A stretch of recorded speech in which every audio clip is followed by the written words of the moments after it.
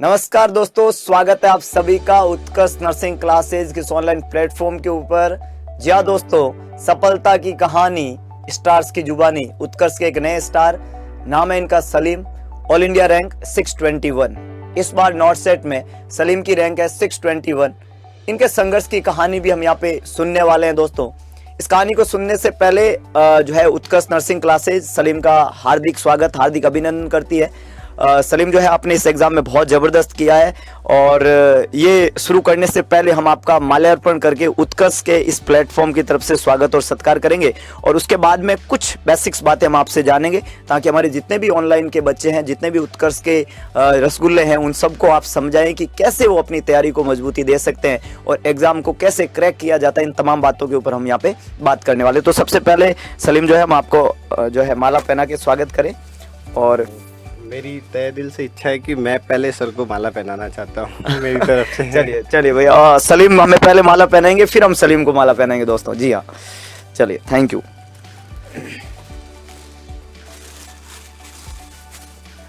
Thank you so much. बैठे Salim, thank you. चलिए दोस्तों, तो आप सभी लोगों की तरफ से सलीम को पहले हम रसगुल्ला खिलाएंगे ताकि ये अपने जो है मीठी जुबान से आपको बहुत ज़बरदस्त चीज़ें समझा पाए, है ना, अच्छे से। तो बहुत बहुत बधाई सलीम आपको। अब दोस्तों, वैसे तो सलीम जो है इन्होंने इस एग्ज़ाम को रैंक के साथ में करेक्ट किया और आपको पता होना चाहिए कि इनकी 621 रैंक है। इस 621 रैंक जो है दोस्तों बहुत ज़बरदस्त रैंक है। अगर हम टोटल कंपटीशन की बात करें तो इसमें इस रैंक का आना अपने आप में ये साबित करता है कि इनकी मेहनत कितनी ज़बरदस्त रही होगी। तो सलीम, इस नॉर्थ सेट से पहले आपने नॉर्थ सेट के कितने एग्जाम दिए और प्रीवियस एग्जाम का आपका क्या रिजल्ट रहा, इसके बारे में सबसे पहले हम जानना चाहेंगे। मैंने 2019 जब पास आउट हुआ था तब मैंने एग्ज़ाम दिया था, बट उसमें क्वालिफाई भी नहीं हुआ था। और उसके बाद में बीच में भी दिया था तो उसमें भी नहीं हुआ था मैं। तो उसके बाद में थोड़ा घर की ऐसी सिचुएशन थी तो मैं अपनी स्टडी कंटिन्यू नहीं कर पाया। तो मैंने सोचा अगर स्टडी नहीं कर पा रहे तो क्लिनिकल वर्क अच्छा कर लेते हैं। तो मैंने मेडिकल हॉस्पिटल ज्वाइन कर लिया। वहाँ से मुझे बहुत कुछ सीखने को मिला। उसके बाद जैसे 2021 में मुझे क्या हुआ था कि जब लगा कि नहीं, अब ज़्यादा हो गया है प्राइवेट का और ये नहीं होगा आगे, इससे कुछ चलना नहीं है, तो फिर मैंने ड्रॉप कर दिया। और स्टडी के लिए मैं राजू सर से भी मिला वापस, जहाँ सर की क्लासेस थी। तो वहाँ मैंने सर से मिला और सर को बताया मैं पहले से सर से जुड़ा हुआ था। तो सर ने एक ही बात की, अगर कंटिन्यूटी रहेगी और आपके अगर रियल में आपका है कि नहीं मुझे रैंक निकालनी है, जो भी जैसे भी करना है तो हो जाएगा। वरना अगर आप सोचते हो कि 1 महीना 2 महीना करके मैं छोड़ दूँ तो ऐसे कुछ नहीं होने वाला। तो उस टाइम मैंने कंटिन्यू किया था 2 महीने। फिर वापस कोई ऐसी सिचुएशन हो गई कि मैं कंटिन्यू नहीं कर पाया। फिर मैंने वही वापस से स्टार्ट कर लिया अपना छोटा मोटा वर्क। फिर अभी कुछ लास्ट 6 मंथ से मुझे ऐसा फील हुआ कि नहीं, अब कुछ नहीं होने वाला है, जो भी होगा स्टडी के ऊपर ही होगा और प्राइवेट से कुछ होगा नहीं और कहीं जाने से कोई मतलब नहीं है। तो मैं रियल बता रहा हूँ कि जब मैं पढ़ने बैठा तो मेरी बुक्स जो थी उनके ऊपर से मैंने मिट्टी हटा करके मतलब वो एक बुक पढ़ना स्टार्ट किया। मुझे ये भी नहीं पता था कि यूट्यूब पे अपनी क्लासेस भी आ रही उत्कर्ष की। और एक दिन की बात है, मैं नाइट में सोने वाला था, जैसे शायद 11 o'clock ऐसा कुछ हुआ था। तो मुझे सिद्धार्थ सर की एक क्लास मिली, तो मैंने वो नाइट में पूरी मतलब देखी, एक क्लास देखी। तो मैंने कहा यार ये टीचर तो इतना अच्छा पढ़ाते हैं। तो वो क्लास मैंने अगले दिन कुछ ट्रीटमेंट के लिए मैं एम्स गया हुआ था, तो वहाँ पे ओपीडी में बैठ के वहाँ पे भी देखी। तो उसी के बाद जस्ट राजू सर की क्लास का वीडियो आ गया। तो 4:30 बजे वाली क्लास आपको पता ही है कैसी है कि उसको एक बार देख ले तो फिर छोड़ नहीं सकते। तो वो क्लास से मैंने कंटिन्यू की और लास्ट में जैसे 1 महीना बचा था तो फिर नोटिफिकेशन आया कि उत्कर्ष अपना क्रैश कोर्स करवा रहा है, वो भी ऐसी फीस में जो हर कोई बच्चा एफर्ट कर सकता है। तो पहले तो लगा नहीं कर लेंगे, फीस का भी थोड़ा इशू रहता है, हर किसी के पास कोई ना कोई कुछ। तो मैं सिद्धार्थ सर से आके मिला यहाँ पे, मैंने कहा सर क्या करूँ, मैं ऑनलाइन ज्वाइन करूँ ऑफलाइन करूँ। सर ने बोला अगर आप ऑफलाइन कर सकते हो तो ऑफलाइन करो, और लगता है नहीं कि आप ऑनलाइन में अच्छा कर पाओगे और आपके पास है। तो मैंने कहा ठीक है, मैं ऑनलाइन ही ले लेता हूँ, मैंने ऑनलाइन लिया। और सर की जो जो बातें थी जब से मैं पढ़ने लगा हूँ वो मुझे आज भी याद है, और सब अच्छे से मैं पढ़ रहा था। और अपना जो मतलब जितना 100% मेरी तरफ से मैं दे पाया मैंने वो पूरा दिया। और ये नहीं सोचा कि मुझे यहाँ जाना है, कोई क्या सोच रहा होगा क्या नहीं। सब ये कहते थे क्या यार मिलता नहीं है ये वो। इनका नहीं, मिलेंगे ज़रूर मिलेंगे, पर एक वो कहते हैं ना कि वक्त आएगा, वो कब आएगा वो आपके ऊपर डिपेंड करता है कि जब कंटिन्यू रहोगे तो सब हो जाएगा। तो सर की बातें हमेशा वो माइंड में रहती थी सोते तक कि एक दिन से कुछ नहीं होता है, कि एक दिन ज़रूर होता है। तो तब से वही था बस कि करना है। तो जैसे तो लास्ट वो कुछ दिन रहे तो वो नोटिफिकेशन भी आया उसका कि क्रैश कोर्स में जो टेस्ट सीरीज होगी वो भी दी, वो भी काफ़ी अच्छी रही।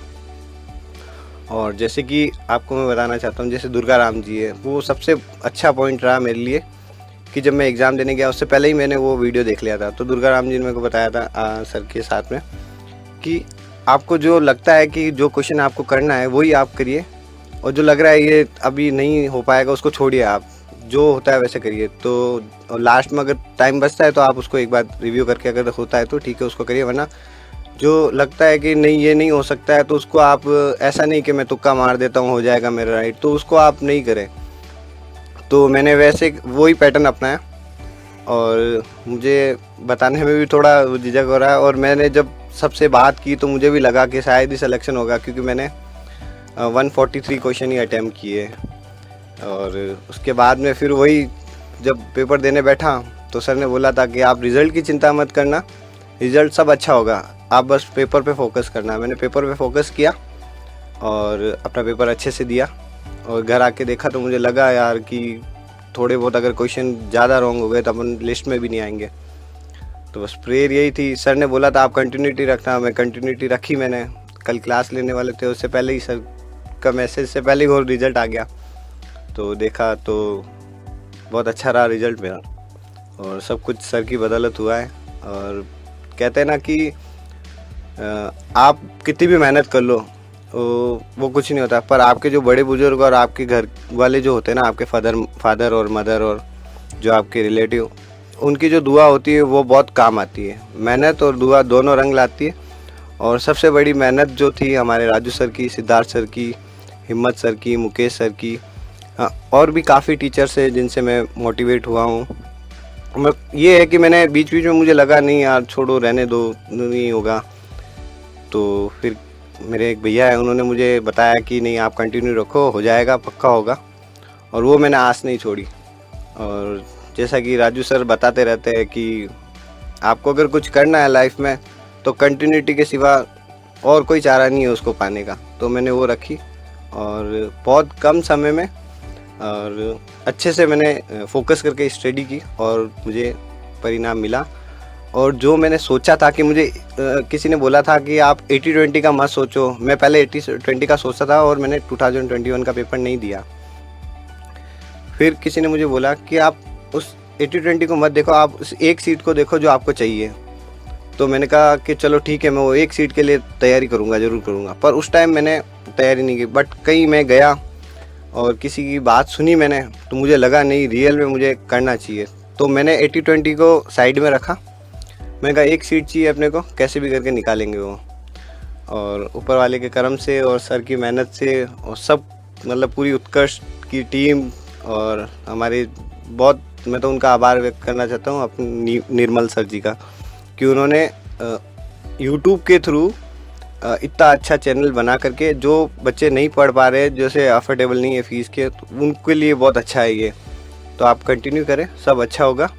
और मैं तो बहुत खुश हूँ और सोचा था कि वापस कंटिन्यू और करेंगे और अच्छी रैंक लाएंगे, पर कल जो रैंक देखी वो अनएक्सेप्टेबल थी। तो फिर भी अब सर से मुलाकात हुई है तो सर बताएंगे अपना वापस कुछ जो भी। बहुत बहुत बधाई। बहुत सार गर्भित बातें बोली, और ये जैसे जैसे बोल रहे थे मेरे दोस्तों रोंगटे खड़े हो रहे थे, क्योंकि इस बच्चे के जो वर्ड है ये सुन के मतलब हम भी नहीं जानते थे कि ऐसा कुछ चल रहा था इनके साथ में। और हम हर किसी के साथ में कुछ ऐसा ऐसा चलता है दोस्तों। हर कोई हर किसी को बताता भी नहीं है, क्योंकि हम किसी को बताते नहीं है, लेकिन हम सबकी लाइफ में कुछ इसी तरीके का चलता है। और क्या ज़बरदस्त संघर्ष दोस्तों, कॉन्स्टेंटली मेहनत, लगातार चीज़ों को करना, और आई होप सलीम आप इतने लकी है कि आपके आसपास इतने अच्छे लोग हैं सारे। इन्होंने काफ़ी सारी चीज़ें बताई है, हर लोगों के बारे में बताया है, सबको इन्होंने जो है अच्छे से यहाँ पे जो है धन्यवाद कहना बिल्कुल जो है भूले नहीं है। और इतना ज़बरदस्त तरीके से इन्होंने बताया कि कैसे इनकी जर्नी रही है, क्या क्या चीज़ें इनके साथ में हुई है, और कॉन्स्टेंटली इनकी क्या ज़बरदस्त मेहनत है। तरीका सारगर्भित बात यही दोस्तों कि हथियार डालने से कुछ नहीं होगा और एक दिन में कुछ नहीं होगा। और हम बड़े मतलब मुझे अभी बैठे बैठे मेरे दिमाग में दोस्तों जो परफेक्ट एट प्रेजेंट टाइम ख्याल आ रहा है कि हमारा वो डिसीजन बहुत ज़बरदस्त था कि हमने नॉर्थ साइड के एक दिन पहले वो बच्चा हमारे पास में आया और उसका हमने वीडियो डाला। और अगर उस बच्चे के एक वर्ड सुनने से एक बच्चा उससे भी ज़बरदस्त रैंक के साथ में सेलेक्ट होता है, क्या बात है। बस हमारा वो वीडियो बनाना दोस्तों, वो उस बच्चे के साथ में वीडियो बनाना मतलब सफल हो गया, क्योंकि उस बच्चे की बात जो है वो इनको इस एग्ज़ाम में सफल कर पाई। कि उस बच्चे की जो बात थी कि साहब आप जब एग्ज़ाम दे रहे हो तो आपको क्या ध्यान रखना है, बस ये बात। क्योंकि मैंने बोला था कि कई बार ऐसा होता है कि हमारी बात बच्चे को कम समझ में आती है, लेकिन उसके साथी जब सफल होते हैं और वो कोई बात बोलते हैं और वो एकदम उनको पकड़ में आ जाती है और वो उनकी सफलता की कहानी बन जाती है। तो कौन सी बात आपको लाइफ में सफल बनाएगी ये तो पहले डिसाइड नहीं होता, लेकिन आपकी लगातार मेहनत और अनंत रूप से प्रयास जो है वो डेफिनेटली आपको सफल बनाता है। सलीम एक और क्वेश्चन, वैसे तो बहुत सारी बातें आपने एक ही क्वेश्चन के साथ में बता दी, लेकिन एक लास्ट क्वेश्चन मेरा ये रहेगा कि जो है एग्जाम में आपने बहुत कम अटेम्प्ट किए, 143 attempting is not more much attempting दोस्तों। और डेफिनेटली दिल्ली एम्स के पेपर के लिए अटेम्प्टिंग बहुत अच्छी होती है, क्योंकि इसके ऊपर इस तरह की रैंक आती है। तो डेफिनेटली इनके नेगेटिव मार्किंग बहुत ही ज़्यादा कम रहे होंगे, है ना, क्योंकि जो है 143 अटेम्प्टिंग के साथ में इस तरह की रैंक कम नेगेटिव, क्या दिमाग में था इतना कम अटेम्प्ट करने का, क्या रीजन? और नेगेटिव मार्किंग ना हो ये डर था, या आपको लगा कि ठीक है इस पे ही बेस्ट है और आपने जो अपना आ रहा था उसी को कैरी ऑन किया? एक्चुअली सर मैं जो भी क्लासेस देखता था तो उसमें से मेरे 2 या 3 क्वेश्चन हमेशा गलत होते थे। तो मैंने तब से ये सोच लिया था कि अगर ये 2-3 क्वेश्चन गलत होते हैं तो ये वो क्वेश्चन गलत होते हैं जो मुझे पता है कि ये गलत हो रहे हैं। तो तब से मैंने थोड़ा अपने पे कंट्रोल करना शुरू किया था। और जब मैंने क्रैश कोर्स के साथ में जो टेस्ट सीरीज़ ली थी उसके अंदर जब मैं पेपर दे रहा था तो मेरे साथ में ऐसी ट्रेजेडी हुई थी। मैं पेपर अटेम्प्टिंग कर रहा था और मेरी रैंक आ रही थी -10 में ऐसा समथिंग। मैंने सर से बात की, मैंने कहा सर मेरी ऐसे टेक्निकल इशू हो रहा है। तो सर ने बोला कि आपका टेक्निकल इशू सॉल्व हो जाएगा, आप कंटिन्यू पेपर देते रहे। तो मैंने पेपर, फिर वो पेपर क्या करता था मैं, जो एक पेपर पे 1 से 200 तक मार्किंग कर करके, और वही पेपर मैं क्वेश्चन पे भी मतलब उसके ऑप्शन डालता था और ऐप से भी मिलाता था। तो वहाँ मेरी ठीक है कि कभी 120 मार्क्स आते थे, 178। तो उस टाइम मुझे पता चल गया था कि मुझे हर पेपर के अंदर 30 से 40 आंसर मेरे रॉन्ग जा रहे हैं। तो उस टाइम से मैंने सोच लिया था कि ये जो नेगेटिव जा रहे हैं वो इस वजह से जा रहे हैं, जो एक तो छोटे क्वेश्चन जो होते हैं, बड़े तो हम कवर कर लेते हैं, छोटे कर नहीं पाते हैं। तो मैंने कहा अगर ये छोटा क्वेश्चन अगर नहीं भी आ रहा तो उसको छोड़ो, कोई मतलब नहीं है। अगर वो जैसे सर कहते हैं कि एक छोटा क्वेश्चन भी अपने को वही 1 नंबर देता है और बड़ा क्वेश्चन भी वही 1 नंबर देता है। तो जो आपको बेस्ट लगता है कि नहीं ये मुझे आ रहा है तो आप उसी पे ध्यान दें। छोटा, अब मेरे साथ में ऐसा हुआ कि अब बताते हुए ऐसा फील हो रहा है कि जब इन्फेंट की हार्ट रेट पूछी गई टैकीकार्डिया में, और सारा दिन अच्छे से याद रहता है ये वो, और वहाँ पे मैं थोड़ा कंफ्यूज हो गया। मैंने कहा छोड़ो, गोली मारो, कोई ना, बड़ा वाला क्वेश्चन देखेंगे कोई अगर लायक आया तो। और आए ऐसे क्वेश्चन जो अच्छे से हो गए। और सर ने बोला था, जैसे दुर्गाराम जी ने भी बोला था, सर ने भी बताया था कि आप हमेशा वही क्वेश्चन अटेम्प्ट करो जो आपको पहले आते हो। मैं वो करता गया। तो 2 घंटे में मैंने 110 क्वेश्चन कर लिए थे। फिर टाइम बचा मेरे पास 60 मिनट।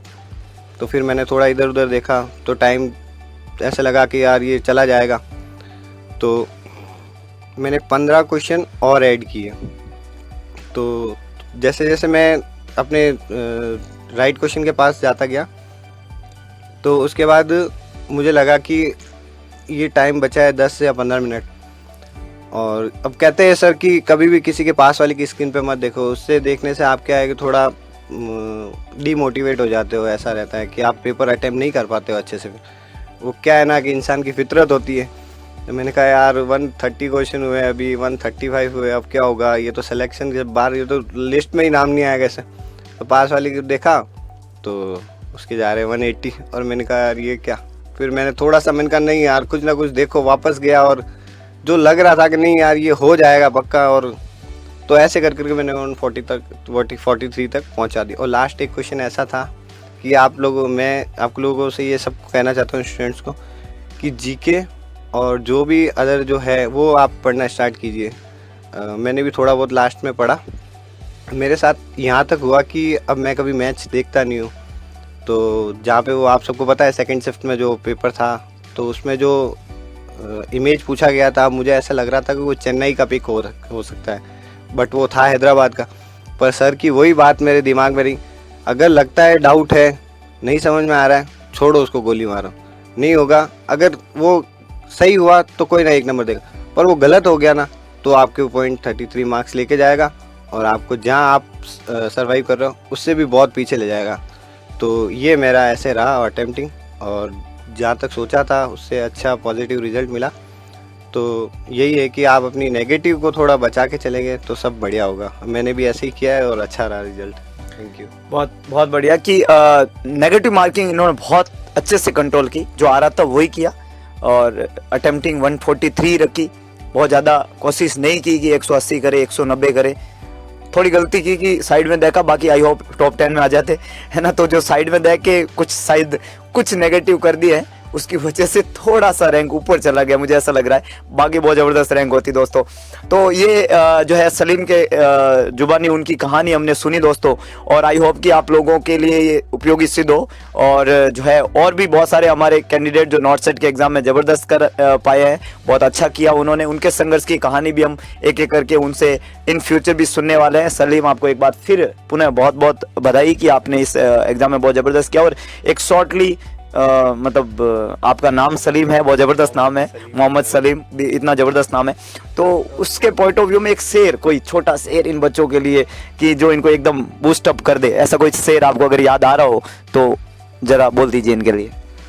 सर शेर का तो क्या है कि मैंने अपनी जो डेस्क पे एक ही चीज़ लिख रखी थी, जो एक सिद्धार्थ सर ने बताई थी, I am the best, I can do it. एक तो ये सबसे बड़ा ये है राज। बिल्कुल। और दूसरा सर का मन से हारे हारे, मन से जीते जीत। तो बस जीत तो निश्चित थी, क्योंकि ये मेरे टेबल के सामने ही लिखा हुआ था। और ऐसी जगह मैंने कोई छोड़ी नहीं कि मिरर हो, वो एलोवेरा हो, सबके ऊपर स्केच मार से लिख दिया। मैंने कहा देखेंगे एग्ज़ाम के बाद साफ होगा तो ठीक, नहीं तो फिर लाइफ टाइम याद रखेंगे। बस यही था। बहुत बहुत बढ़िया। इन्होंने बहुत ज़बरदस्त बात बोली है जाते जाते कि छोटे मन से कोई बड़ा नहीं होता और टूटे मन से कोई खड़ा नहीं होता। अपने मन को मजबूत रखिए दोस्तों, अपने आप को मजबूती के साथ में जोड़े रहिए और अपने आप को कॉन्फिडेंट रखिए, क्योंकि 100 बात की एक बात की, ईश्वर का दिया कभी अल्प नहीं होता, जो टूट जाए वो संकल्प नहीं होता। हार को लक्ष्य से दूरी रखना मेरे दोस्त, क्योंकि जीत का कोई विकल्प नहीं होता और हम पैदा हुए हैं जीतने के लिए। संकल्प सिर्फ एक ही है, जब तक तोड़ेंगे नहीं तब तक छोड़ेंगे नहीं। तो फिर मिलेंगे एक और नए सफल कैंडिडेट, उसकी कहानी, उनकी जुबानी, उत्कर्ष के इस बेहतरीन प्लेटफॉर्म पे लेते हैं विदा सलीम के साथ में। तब तक के लिए जय हिंद, जय भारत, जय महाकाल।